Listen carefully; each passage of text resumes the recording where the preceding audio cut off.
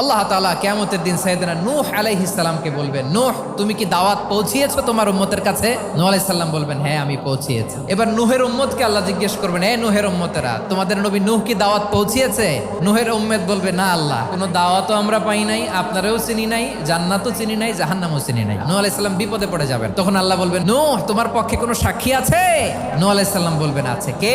উম্মতে মুহাম্মাদি। তখন আমরা বলবো, আল্লাহর নবী নূহ আলাইহিস সালাম তিনি আপনি যা যা বলেছেন ঠিক তা তার উম্মতের কাছে পৌঁছে দিয়েছে। এবার নূহের উম্মতের সাথে আমাদের ঝগড়া লাগবে। তারা বলবে, তোমরা আসছো আমাদের হাজার হাজার বছর পরে, তোমরা কি করে জানলা? তোমাদের সাক্ষী ধর্তব্য হবে না? আমরা তখন বলবো, আমাদের কোরআনে তোমাদের নবীর নামে আল্লাহ তাআলা একটা সূরা নাজিল করেছেন, সূরাতে নূহ। দিন রাত এক করে তোমাদের কাছে তিনি দাওয়াত পৌঁছেছেন, সব আমরা জানি। আমরা যখন বলবো এই কথা, নূহের উম্মত চুপসে যাবে। তখন আমরা সত্য বলেছি কিনা এটা আল্লাহ তাআলা জানতে চাইবে বিশ্বনবীর কাছে। তখন বিশ্বনবী আমাদের পক্ষে সাক্ষী দিবেন। আওয়াজ করে বলেন আল্লাহু আকবার।